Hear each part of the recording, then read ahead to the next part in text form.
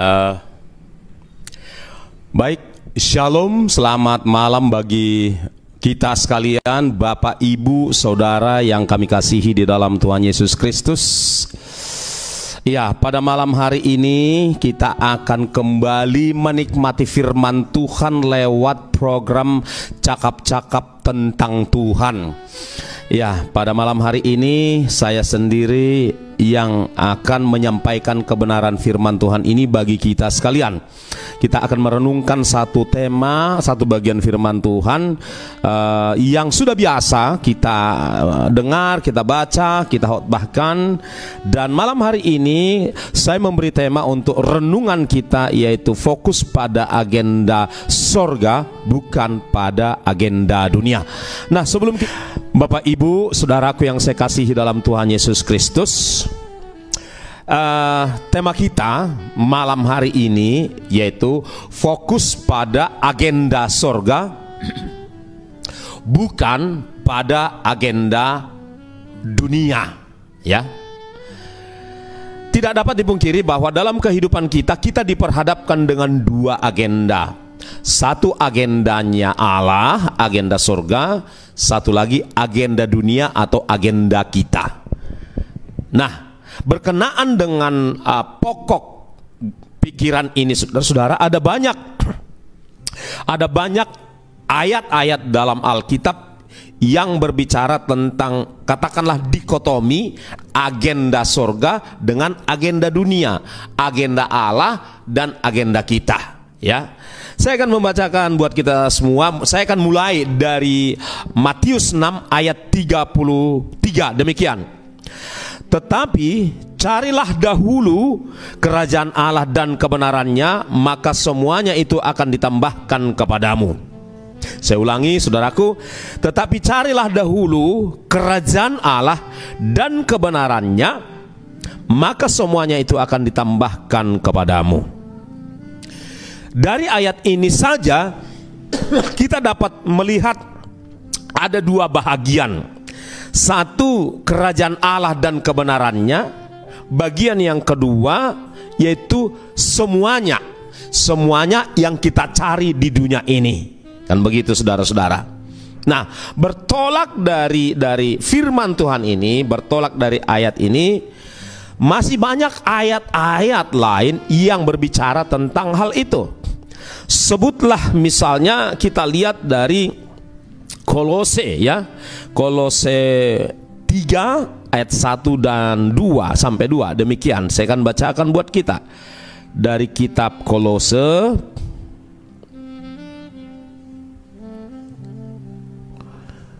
Demikian. Karena itu, kalau kamu dibangkitkan bersama dengan Kristus, carilah perkara yang di atas, di mana Kristus ada, duduk di sebelah kanan Allah. Ayat kedua, pikirkanlah perkara yang di atas, bukan yang di bumi. Ya, pikirkanlah perkara yang di atas, bukan yang di bumi. Ini juga berbicara tentang dikotomi agenda Allah, agenda sorga dengan agenda dunia. Ya, ada agenda sorga, ada agenda dunia. Lalu, saudaraku, kita bisa lihat juga dari 1 Yohanes 2 ayat 15. 1 Yohanes 2 ayat yang ke-15. Demikian. Janganlah kamu mengasihi dunia dan apa yang ada di dalamnya. Jikalau orang mengasihi dunia, maka kasih akan Bapa tidak ada di dalam orang itu. Ayat 16. Sebab semua yang ada di dalam dunia, yaitu keinginan daging dan keinginan mata serta keangkuhan hidup, bukanlah berasal dari Bapa, melainkan dari dunia. Nah, kalau saya teruskan ayat 17, dan dunia ini sedang lenyap, sedang ya, sedang menuju kepada lenyap dengan keinginannya. Tetapi orang yang melakukan kehendak Allah tetap hidup selama-lamanya. Di sini kita kembali melihat dikotomi, ya, antara agenda Allah, agenda surga dengan agenda dunia. Lalu di Roma 12 kita lihat lagi saudara-saudara, Roma 12 ayat 2 demikian, ya. Roma 12 ayat 2.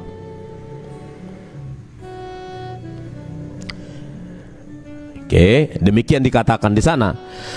Janganlah kamu menjadi serupa dengan dunia ini, tetapi berubahlah oleh pembaharuan budimu, sehingga kamu dapat membedakan manakah kehendak Allah, apa yang baik, apa yang berkenan kepada Allah, dan yang sempurna. Dalam versi Alkitab bahasa Inggris Message atau Amplified dikatakan kurang lebih begini: do not be so well adjusted to the culture of the world where you are living without even thinking what is pleased to God or not. Kalau di bahasa Indonesia kan kurang lebih, janganlah kamu begitu mencocokkan diri dengan budaya dunia ini, dengan keinginan dunia ini, tanpa terlebih dahulu berpikir apakah itu kehendak Allah, apakah itu agenda surga atau bukan.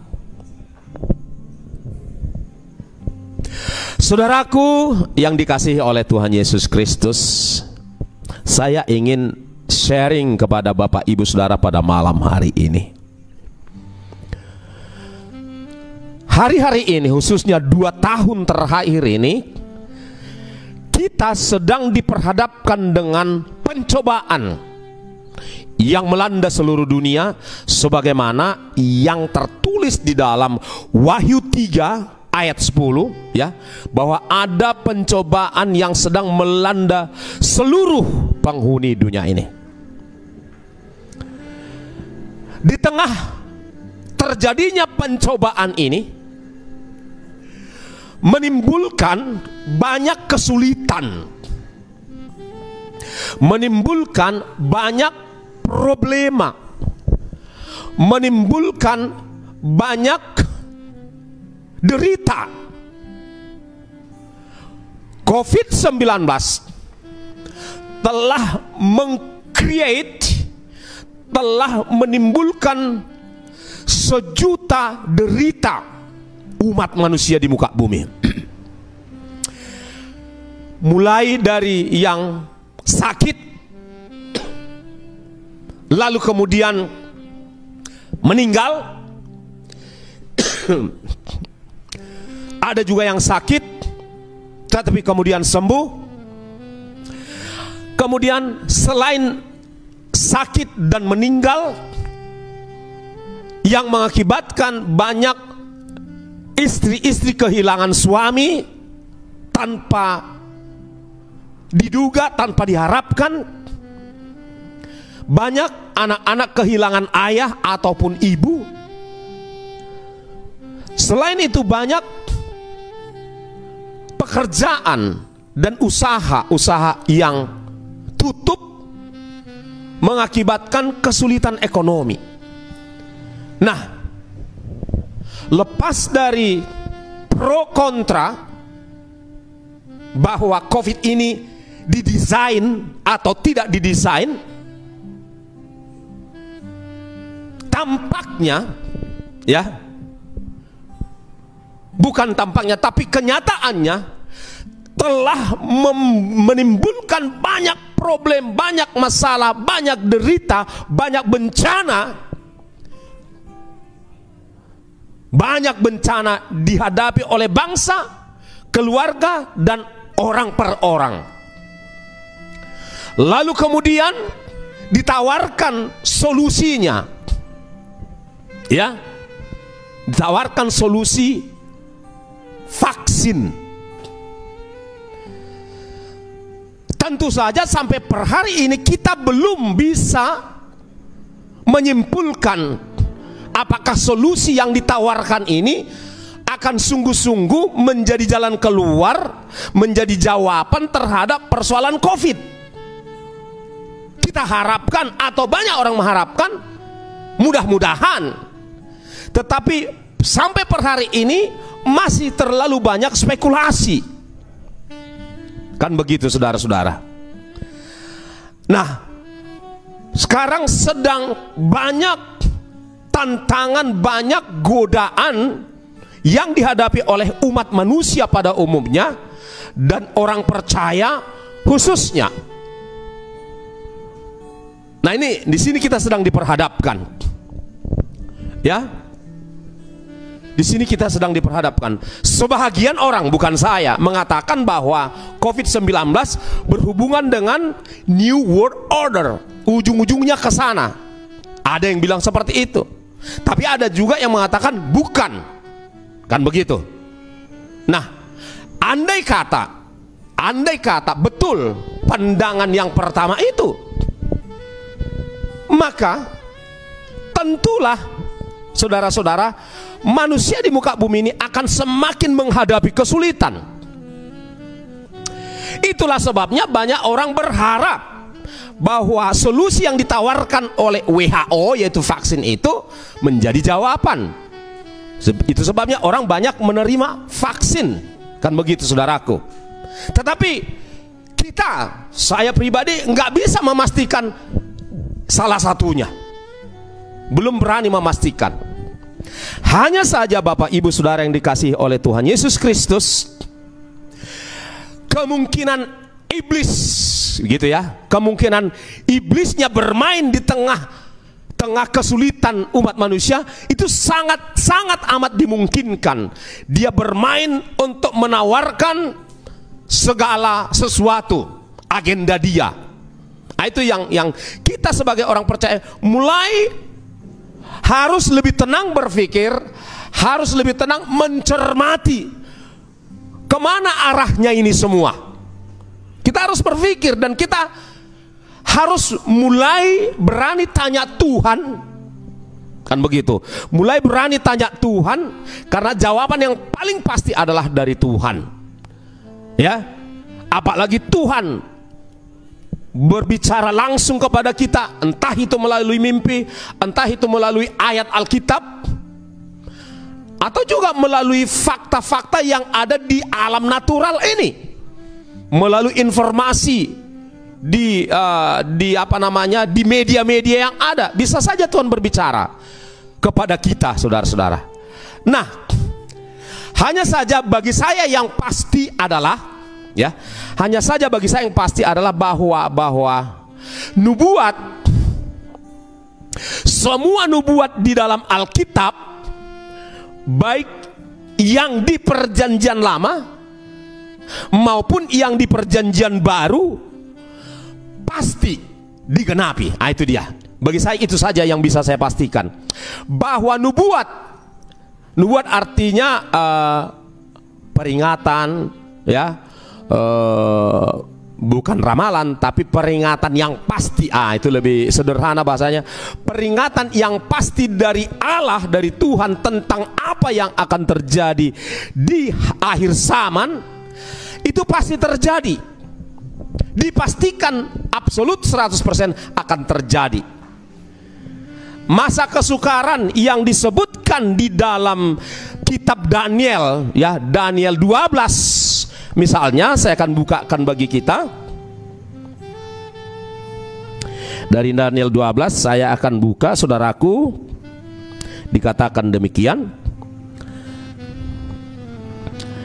Oke. Dikatakan begini, pada waktu itu juga akan muncul Mikael, pemimpin besar itu, yang akan mendampingi anak-anak bangsamu, dan akan ada suatu waktu kesesakan yang besar seperti yang belum pernah terjadi sejak ada bangsa-bangsa sampai pada waktu itu. Nah, ini pasti terjadi bahwa ini kan perikopnya akhir zaman nih ya.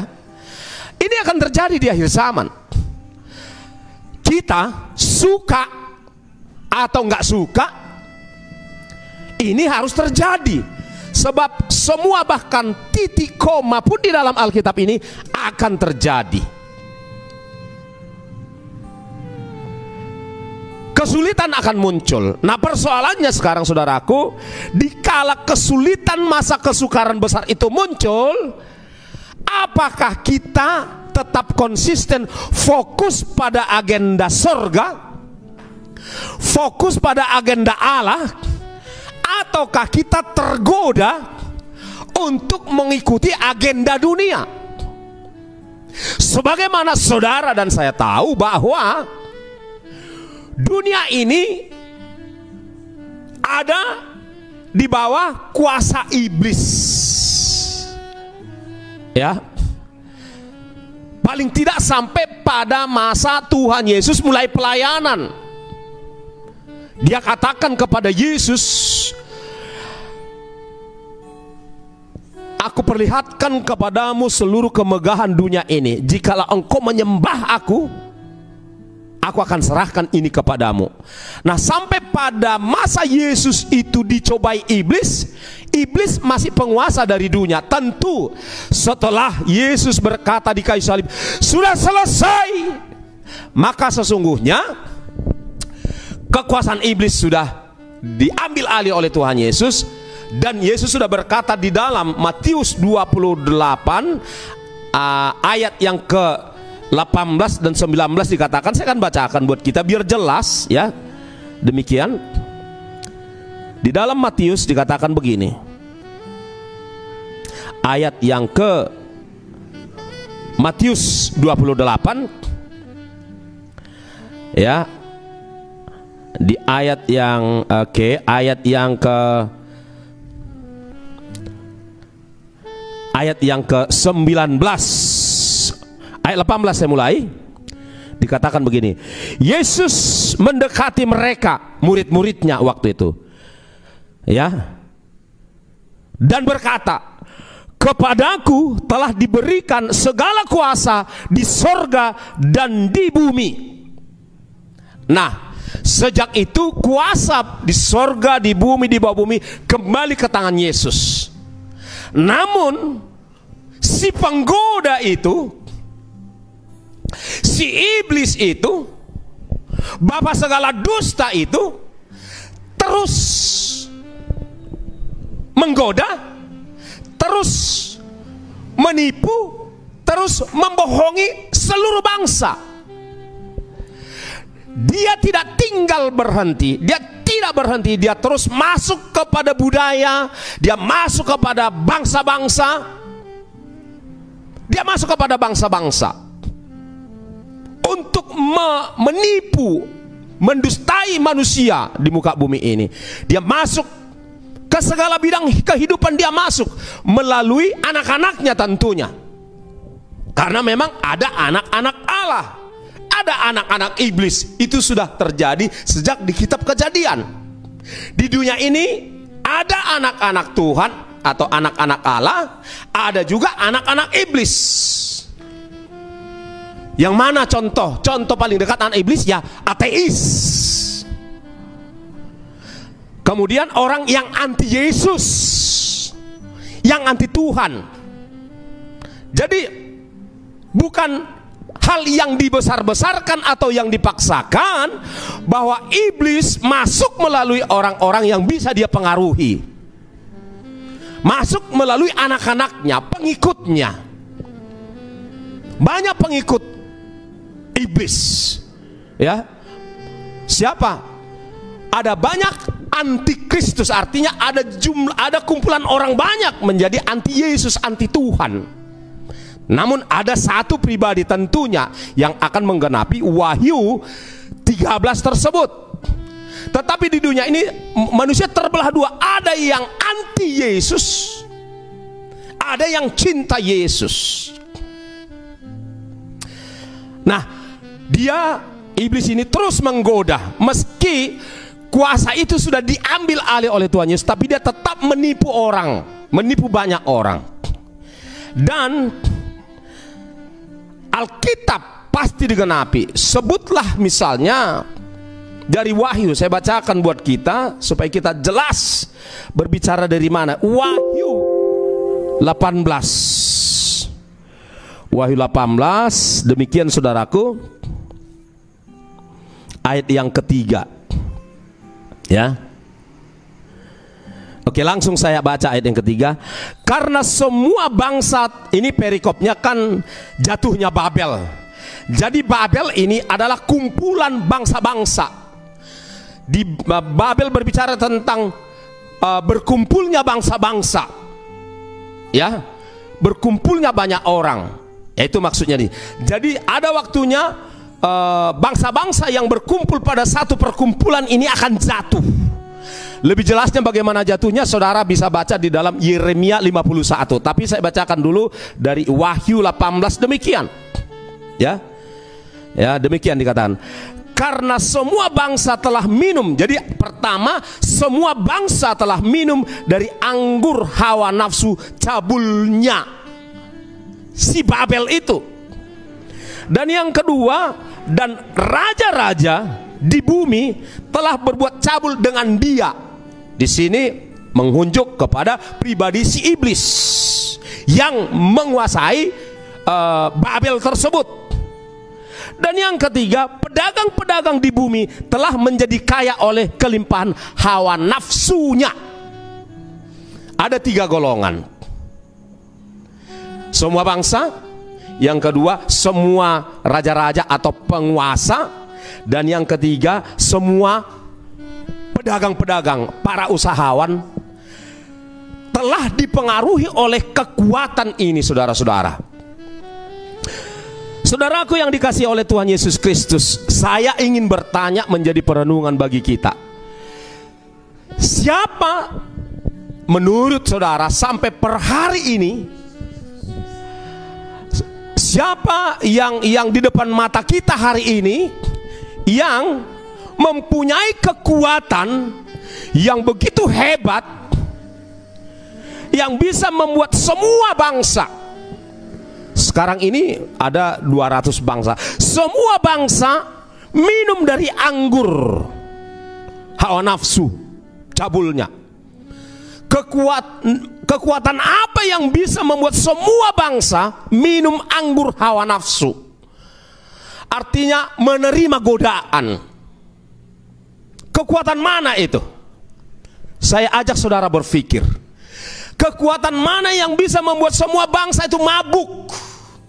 Mabuk hedonisme, mabuk kekuasaan, mabuk harta, mabuk hawa nafsu dan seterusnya. Semua bangsa mabuk tren, ya, mabuk tren dunia ini, mabuk tren gaya hidup, mabuk tren branded dan seterusnya. Mabuk untuk pencapaian popularitas, pencapaian penumpukan harta, pencapaian pengaruh dan kuasa. Kekuatan mana? Saya ingin bertanya kepada saudara. Saudara buka Alkitab, saudara renungkan, kekuatan mana yang ada di depan mata saudara saat ini yang sanggup membuat mabuk, membuat minum. Ya, minum dari anggur berarti mabuk, saudara-saudara. Kekuatan mana? Ada, pasti sudah, dan sedang ada di depan mata, sedang mengendalikan seluruh dunia ini. Kekuatan mana yang bisa, saudara-saudara, membuat raja-raja di bumi telah berbuat cabul dengan dia? Penguasa-penguasa berbuat cabul dengan dia. Berbuat cabul artinya mempertuhankan kekayaannya. Karena Babel ini di sini sangat kaya, amat kaya raya, sehingga bisa, saudara-saudara, mempengaruhi semua raja-raja yang berkuasa hari-hari ini. Berarti raja-raja tidak punya daya untuk menolaknya. Berarti raja-raja tidak punya kemampuan menentangnya. Saudara berpikir kekuatan mana? Lalu golongan yang ketiga, dan pedagang-pedagang di bumi telah menjadi kaya oleh kelimpahan hawa nafsunya. Bangsa-bangsa, raja-raja, pedagang-pedagang, para konglomerasi. Saudara, saya ingin mengajak saudara berpikir sejenak. Negara-negara besar, ini fakta, saudara bisa googling, cari di Google. Hampir semua bangsa atau pemerintah di dunia ini meminjam, punya utang. Semua. Mau negara Amerika punya utang, mau negara Rusia punya utang, mau negara Cina punya utang, negara-negara di Eropa punya utang, negara-negara di Asia punya utang, mungkin juga negara-negara di Timur Tengah punya utang, negara-negara di Afrika punya utang. Berutang, bayangkan satu negara superpower berutang. Sepintas nggak make sense, nggak masuk akal, tetapi itu fakta, berhutang. Pertanyaan berikutnya, siapa ini yang bisa memberi pinjaman kepada negara besar seperti Amerika? Siapa ini? Bisa memberikan pinjaman kepada negara besar seperti Rusia dan seterusnya. Siapa ini? Wow. Ini saudara berpikirlah, ya, saudara silakan berpikir. Luar biasa. Ya, dalam tanda kutip ini sesuatu hal yang luar biasa. Artinya apa? Dari perenungan ini, dari pembedahan yang kita lakukan malam hari ini, banyak orang akan meninggalkan agenda surga. Banyak orang tidak dapat bertahan konsisten pada agendanya Tuhan Yesus.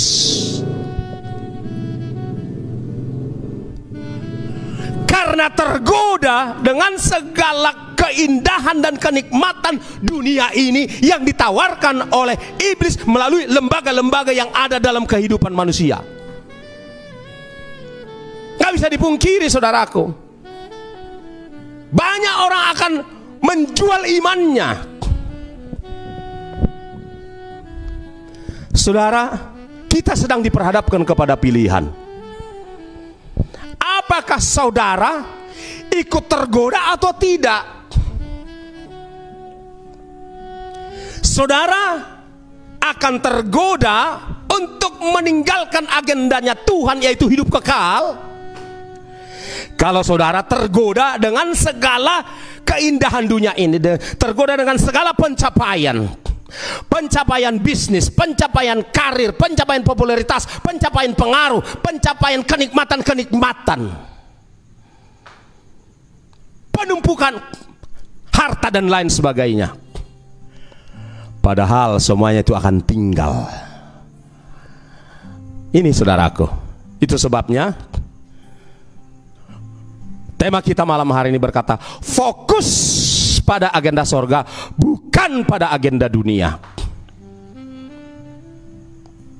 Ini perenungan yang teramat penting kita renungkan pada malam hari ini. Jadi begini, kalau kita kemudian menerima tawaran dari iblis, menerima tawaran dari dunia ini yang akan lenyap ini, maka dengar baik saudaraku yang dikasih oleh Tuhan, dengar baik. Maka sesungguhnya apabila saudara, ya, mohon maaf, apabila saya pakai kata apabila, kalau tidak ya tentu tidak. Tapi apabila saudara menerima tawaran dari dunia ini, menerima tawaran dari dunia ini, dari penguasa dunia itu yaitu iblis, maka saudara sedang menggadaikan nyawamu untuk masuk ke api neraka. Engkaulah yang menggadaikan nyawamu masuk ke api neraka. Dan pada saat penghakiman terakhir itu tidak ada yang bisa menolong. Siapapun nggak bisa menolong saudara. Tidak ada kuasa lagi untuk menyelamatkan. Itu sebabnya Firman Tuhan pada malam hari dengan jelas dan tegas karena mengasihi saudara mengatakan fokus atau konsisten dengan agenda surga, dengan agenda hidup kekal, bukan agenda dunia ini yang akan lenyap. Saudara dan saya ditantang oleh Tuhan melalui Matius 10 ayat 28. Ya. Matius 10 ayat 28. Dikatakan di sini, saudaraku,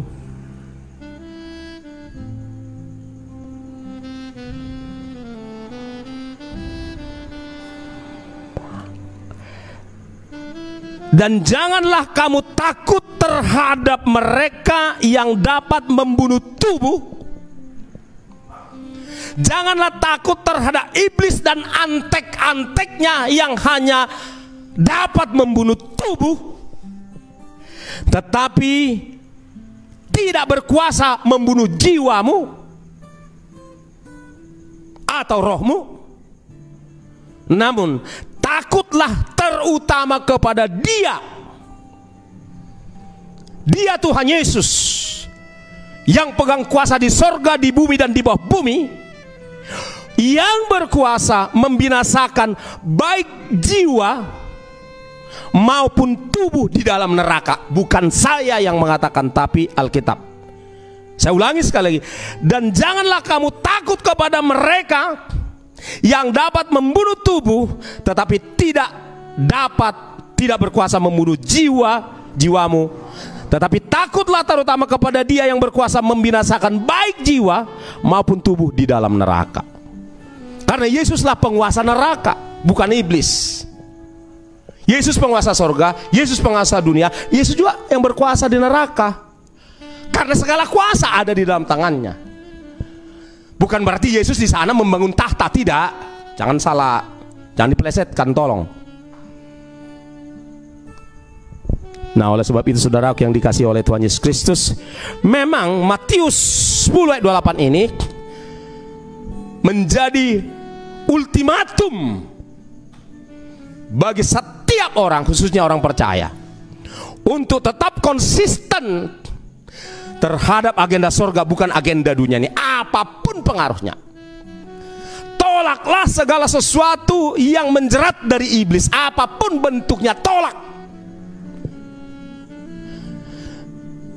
Lebih bagus saudaraku, tubuh kita mereka bunuh, tetapi roh dan jiwa kita hidup, daripada kita ikuti Dia, ya, tubuh kita sementara bisa hidup di dunia ini untuk sementara, tetapi roh dan jiwa kita mati kekal di neraka. Camkan baik-baik saudaraku, camkan baik-baik. Itu menjadi pilihan hari-hari ini. Harus dare, harus berani untuk menancapkan pilihan yang konsisten, tidak berubah. Jangan terpengaruh dengan orang di sekitarmu. Jangan terpengaruh dengan pemimpin-pemimpin yang ada. Pemimpin-pemimpinmu yang ada tidak akan bisa menolong kau kalau engkau sudah masuk di pengadilan terakhir itu. Jangan terpengaruh dengan siapapun. Takutlah akan Tuhan yang bisa menghidupkan orang mati jadi hidup, dan bisa juga mematikan orang hidup jadi mati. Karena Dia yang berkuasa mutlak di sorga, di bumi dan di bawah bumi. Jangan terlalu takut dengan kebutuhan dunia ini. Banyak berdoa, banyak berserah kepada Tuhan, lakukan usaha apa yang bisa engkau pasti dihidupi oleh Tuhan. Kebutuhanmu pasti dicukupkan oleh Tuhan. Jangan terlalu takut dengan kebutuhan jasmani ini. Tuhan sanggup menolong engkau. Tuhan sanggup menolong kita. Tuhan sanggup memelihara kita. Tuhan sanggup membela kita. Tuhan sanggup mengirimkan, mencukupkan segala kebutuhan. Jangan terlalu takut. Dia sanggup. Dan ingat bahwa ini sementara. Hidup jasmani ini sementara. Hidup kekal itulah yang kekal. Apakah di surga atau di neraka. Ini yang perlu kita harus tegas dan jelas, Bapak Ibu Saudara. Itulah sebabnya Bapak Ibu Saudaraku yang dikasihi oleh Tuhan Yesus Kristus, tema kita berkata, fokus atau konsistenlah pada agenda Allah agenda sorga, karena itu yang kekal, bukan agenda dunia ini, karena agenda dunia ini sementara. Kiranya Tuhan menguatkan saudara dan saya untuk konsisten tetap fokus pada agenda Allah atau agenda sorga. Tuhan Yesus memberkati, Tuhan Yesus menolong kita semua. Kita berdoa.